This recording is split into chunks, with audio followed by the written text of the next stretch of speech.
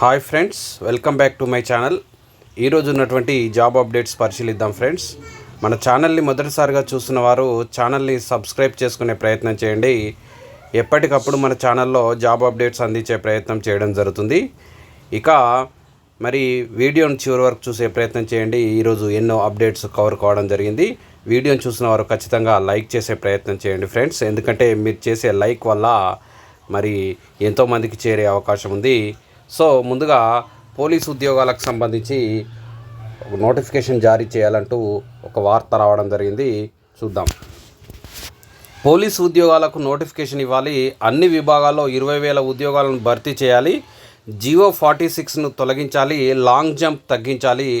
రేవంత్ రెడ్డి సర్కారుకు పోలీసు ఉద్యోగార్థుల డిమాండ్.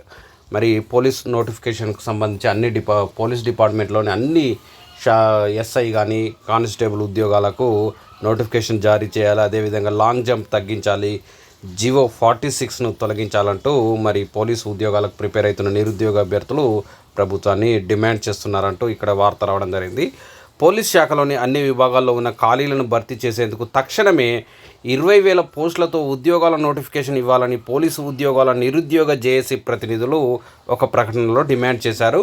ఏటా ఉద్యోగాల నోటిఫికేషన్లు ఇచ్చి నిరుద్యోగులను ఆదుకుంటామని కాంగ్రెస్ అధికారంలోకి వచ్చిందని తెలిపారు. ఆ తర్వాత నిరుద్యోగులను నమ్మించి గొంతు కోసిందని ఆగ్రహం వ్యక్తం చేశారు.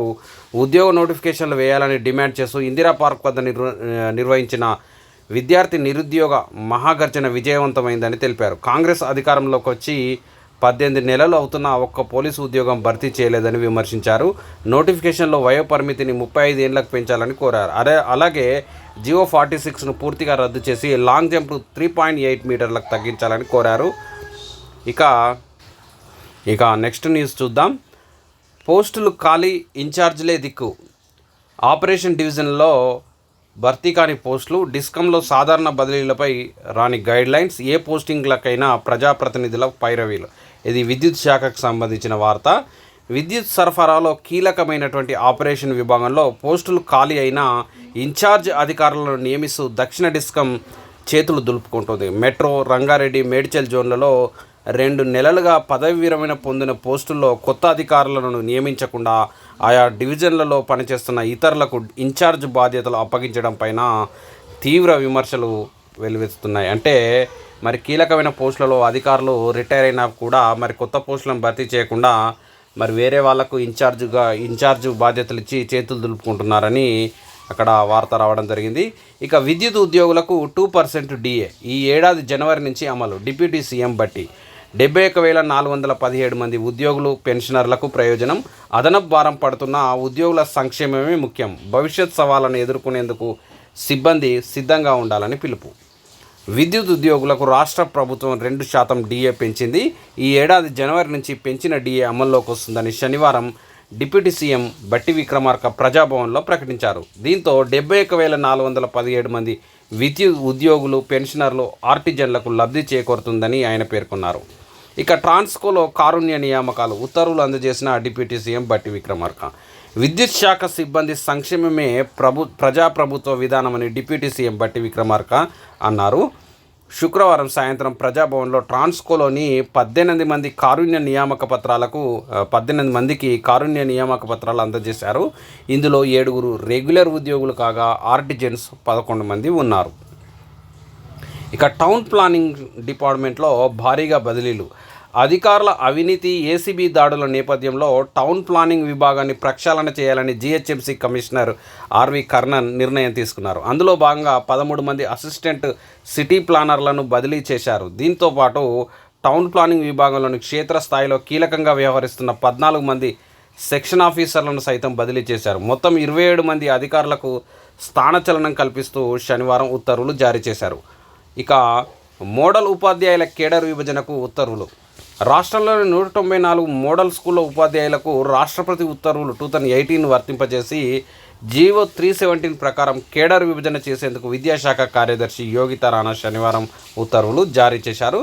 ఈ దస్త్రంపై సీఎం సంతకం చేసిన నేపథ్యంలో అధికారిక ఉత్తర్వులు విడుదలయ్యాయి. ఇక నగర బాటా ఉద్యోగాల వేట.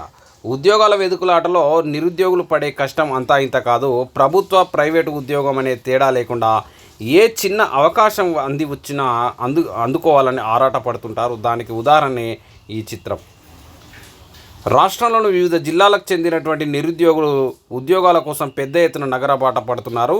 శనివారం ఐటీ కారిడార్ ప్రాంతమైన మాదాపూర్, గచ్చిబౌలి ప్రాంతంలోని పలు ఐటీ కార్యాలయాల్లో ఇంటర్వ్యూలకు కొందరు బయోడేటాలు ఇచ్చేందుకు మరికొందరు వచ్చారు. దీంతో ఆయా కార్యాలయాల వద్ద నిరుద్యోగులు ఇలా బారులు తీరి కనిపించారు.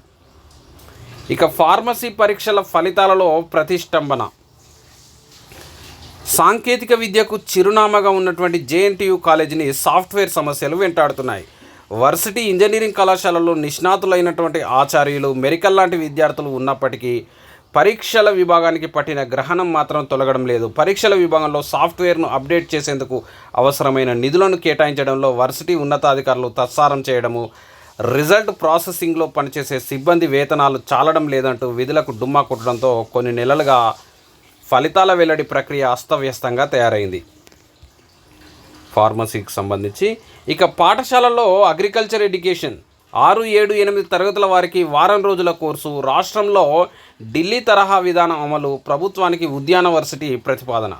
ఢిల్లీ తరహాలో తెలంగాణలోనూ పాఠశాలలో వ్యవసాయ విద్యపై వారం రోజుల కోర్సు ప్రవేశపెట్టాలని కొండా లక్ష్మణ్ బాపూజీ ఉద్యానవన విశ్వవిద్యాలయం రాష్ట్ర ప్రభుత్వానికి ప్రతిపాదించింది. ప్రభుత్వం అనుమతిస్తే విద్యాశాఖతో కలిసి ఉద్యాన వ్యవసాయ వర్సిటీల ఆధ్వర్యంలో నిర్వహిస్తామని వెల్లడించింది.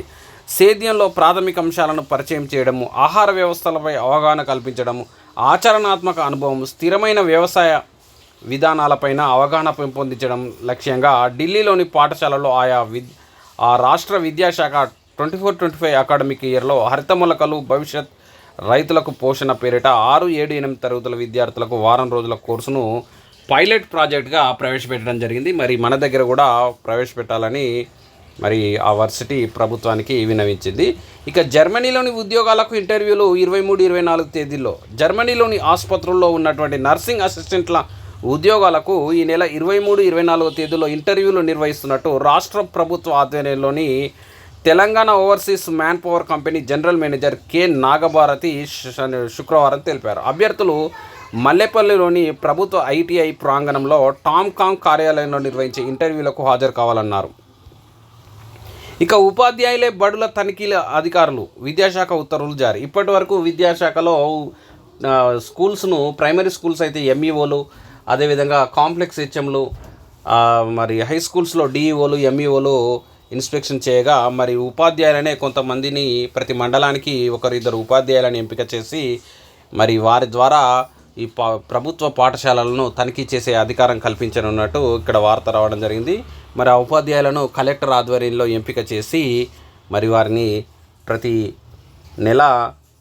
ప్రతిరోజు 1-2 పాఠశాలను తనిఖీ చేసి ప్రతి నెల 5వ తారీఖు డిఈఓకు రిపోర్ట్ సమర్పించి మరి ఆ రిపోర్ట్ పైన కలెక్టర్ ఆధ్వర్యంలో సమీక్ష నిర్వహించేలా ఒక గైడ్లైన్స్ను జారీ చేయడం జరిగింది.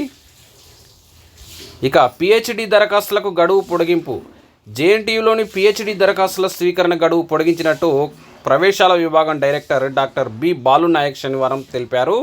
అపరాధ రుసుంతో ఈ నెల 20తో గడువు ముగియగా ఇప్పటివరకు 1215 దరఖాస్తులు వచ్చాయన్నారు. మరింత మందికి అవకాశం కల్పించాలనే ఉద్దేశంతో పాటు విద్యార్థి నేతల వినతి మేరకు గడువును ఈ నెల 30వ తేదీ వరకు పొడిగించినట్టు పేర్కొన్నారు. ఇక నెక్స్ట్, భారత్ ఫ్యూచర్ సిటీగా 4వ నగరం. రాష్ట్ర ప్రభుత్వం నిర్మించి తలపెట్టిన 4th సిటీకి భారత్ ఫ్యూచర్ సిటీగా నామకరణం చేసింది. ఈ పేరుతోటే కేంద్ర ప్రభుత్వంతో ఉత్తర ప్రత్యుత్తరాలు నిర్వహిస్తోంది. మెట్రో 2 ప్రతిపాదనలకు శనివారం కేంద్రానికి పంపిన సందర్భంలో రాష్ట్ర ప్రభుత్వం కారిడార్ 9 శంషాబాద్ విమానాశ్రయం నుంచి భారత్ ఫ్యూచర్ సిటీగా పేర్కొంది. ఇక ఎడ్సెట్లో అమ్మాయిలదే పైచేయి. ఉత్తీర్ణులైన వారిలో 81% వారే. తొలి 10 ర్యాంకర్లలో మాత్రం ముగ్గురే. రాష్ట్రంలో బీఈడీ కోర్స్ అంటే అమ్మాయిలకే ప్రత్యేకం అన్నట్లుగా పరిస్థితి మారిపోయింది. ఎడ్సెట్లో మొత్తం 30,944 మంది ఉత్తీర్ణులు కాగా వారిలో 25,220 మంది అంటే 81.50% అమ్మాయిలే కావడం గమనార్హం. బీఈడీలో ప్రవేశానికి నిర్వహించిన ఎడ్సెట్ ఫలితాలను శనివారం రాష్ట్ర ఉన్నత విద్యామండలి కార్యాలయంలో చైర్మన్ ఆచార్య V Balakrishnareddy, Kakatiya university VC ఆచార్య K Pratap Reddy, convener B Venkatramareddy తదితర ఇతర అధికారులు విడుదల చేశారు. ఎడ్సెట్కు 32,106 మంది హాజరు కాగా వారిలో 30,944 మంది ఉత్తీర్ణులు కావడం జరిగింది. ఇక అగ్రివర్సిటీలో అధునాతన ఏఐ ప్రయోగశాల. వ్యవసాయ రంగంలోని సమస్యలను అధునాతన సాంకేతికతల సహాయంతో అధిగమించేందుకు ప్రభుత్వం కృషి చేస్తుందని రాష్ట్ర వ్యవసాయ శాఖ కార్యదర్శి రఘునందన్ రావు తెలిపారు. దీనికి అవసరమైన వనరులను, మౌలిక సదుపాయాలను కల్పిస్తుందన్నారు. హైదరాబాద్ రాజేంద్రనగర్లోని ఆచార్య జయశంకర్ రాష్ట్ర వ్యవసాయ విశ్వవిద్యాలయంలో ఎస్బీఐ ఫౌండేషన్ సహకారంతో ఆర్టిఫిషియల్ ఇంటెలిజెన్స్ ఆధారిత అధునాతన ప్రయోగశాలను ఏర్పాటు చేయనున్నారు. ఇక వైద్య కళాశాలలో తనిఖీలకు కమిటీలు. రాష్ట్రంలోని 34 ప్రభుత్వ వైద్య కళాశాలల్లో లోపాలను గుర్తించి సరిదిద్దేందుకు వైద్య ఆరోగ్య శాఖ శనివారం దాదాపు 10 కమిటీలను ఏర్పాటు చేసింది. వైద్య కళాశాలను పర్యవేక్షించే డైరెక్టర్ ఆఫ్ మెడికల్ ఎడ్యుకేషన్తో పాటు వైద్య విధాన పరిషత్, ఇతర ఉన్నతాధికారులు ఒక్కో కమిటీకి నేతృత్వం వహించనున్నారు. రాష్ట్రంలోని 26 వైద్య కళాశాలల జాతీయ వైద్య కమిషన్ షోకాజ్ నోటీసులు జారీ చేయగా దానిపై ముఖ్యమంత్రి రేవంత్ రెడ్డి, వైద్య ఆరోగ్య శాఖ మంత్రి దామోదర రాజనరసింహ సమీక్ష సమావేశం నిర్వహించారు. ఇక 25 ఏళ్లుగా పనిచేస్తున్న ఉద్యోగ భద్రత ఇది. కాంట్రాక్ట్ ఉద్యోగులను పర్మనెంట్ చేయాలి, ఆర్ కృష్ణయ్య డిమాండ్. 25 ఏళ్లుగా కేంద్ర రాష్ట్ర ప్రభుత్వ శాఖల్లో పనిచేస్తున్న అవుట్సోర్సింగ్ కాంట్రాక్ట్ ఉద్యోగులను ఉద్యోగ భద్రత లేకపోవడం బాధాకరమని బీసీ సంక్షేమ సంఘం జాతీయ అధ్యక్షుడు ఎంపీ ఆర్ కృష్ణయ్య అన్నారు. శనివారం ఇందిరా పార్క్ ధర్నా చౌక్లో central research institute contract workers ఆధ్వర్యంలో జరిగిన మహాధర్నాలో ఆయన మాట్లాడారు. ఐకార్ సంస్థలో పనిచేస్తున్న కాంట్రాక్ట్ ఉద్యోగుల జీతాలను 10,000 నుంచి 25,000కు పెంచి దశల వారీగా రెగ్యులరైజ్ చేయాలని కోరారు. బీసీ ఉద్యోగుల లిస్ట్ ఇవ్వండి, ఈ నెల 25లోగా పంపించాలని అన్ని శాఖలకు బీసీ కమిషన్ ఆదేశాలు. రాష్ట్ర ప్రభుత్వ శాఖలు, కార్పొరేషన్లో పనిచేస్తున్న బీసీ ఉద్యోగుల వివరాలు ఇవ్వాలని బీసీ కమిషన్ ఆదేశించింది. ఈ ఏడాది జనవరిలో ఈ వివరాలు ఇవ్వాలని అన్ని శాఖలకు, కార్పొరేషన్లకు అధికారులు కమిషన్లు లేఖలు రాయగా ఇప్పటివరకు కొన్ని శాఖలు మాత్రం ఇచ్చినట్టు అధికారులు చెబుతున్నారు. ఇవి కూడా కమిషన్ అడిగిన ఫార్మాట్లో లేవని, సమగ్రంగా లేవని తెలిపింది. మిగతా శాఖలు, కార్పొరేషన్లు ఈ నెల 25 వరకు ఇవ్వాలని కమిషన్ చైర్మన్ నిరంజన్ ఇటీవల ఆదేశించారు.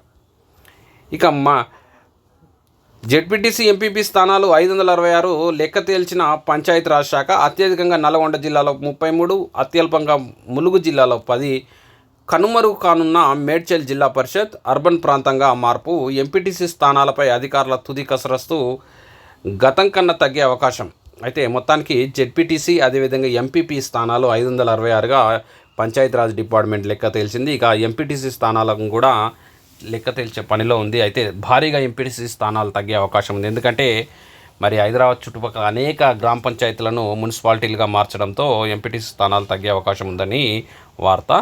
ఇంకా DWT ద్వారా ఉద్యోగ అవకాశాలు. 6 నెలల్లో 76,000 మంది అభ్యర్థుల నమోదు. ఉద్యోగాలు కావాలంటూ 1,011 సంస్థల నమోదం. డిజిటల్ ఎంప్లాయ్మెంట్ ఎక్స్చేంజ్ ఆఫ్ తెలంగాణకు భారీ స్పందన. నిరుద్యోగులకు ఉద్యోగ అవకాశాలు కల్పించేందుకు రాష్ట్ర ప్రభుత్వం చేపట్టిన డిజిటల్ ప్లాట్ఫామ్ సత్ఫలితాలు ఇస్తోంది. నిరుద్యోగులకు ఉద్యోగ అవకాశాలు కల్పించేందుకు ముఖ్యమంత్రి రేవంత్ రెడ్డి 2024 డిసెంబర్ 3న పెద్దపల్లి జిల్లాలో డిజిటల్ ఎంప్లాయ్మెంట్ ఎక్స్చేంజ్ ఆఫ్ తెలంగాణను ప్రారంభించారు. 6 నెలల కాలంలో 76,000 మంది నిరుద్యోగులు ఈ DETలో వివిధ ఉద్యోగాల కోసం వారి పేర్లను నమోదు చేసుకున్నారు. వివిధ విభాగాల్లో ఉద్యోగాలు ఇచ్చేందుకు 1,011 సంస్థలు ఈ పోర్టల్ ద్వారా ముందుకొచ్చాయి. తయారీ రంగంలో 710, సర్వీస్ రంగంలో 232, ఐటీ రంగంలో 47, బిజినెస్ రంగంలో 22 సంస్థలు ఈ పోర్టల్లో ఉద్యోగాలు కల్పించేందుకు ముందుకు వచ్చాయి. ఇక ఇంతటితో ఈరోజు ఉన్నటువంటి ఉద్యోగ అవకాశాలకు సంబంధించి వార్తలు మనం చదివాం ఫ్రెండ్స్. మరి వీడియోని చూసిన వారు సబ్స్క్రైబ్ చేసుకోండి. మీ సపోర్టు నాకు ఉంటుందని ఆశిస్తూ మరి నెక్స్ట్ వీడియోలో మళ్ళీ కలుద్దాం ఫ్రెండ్స్.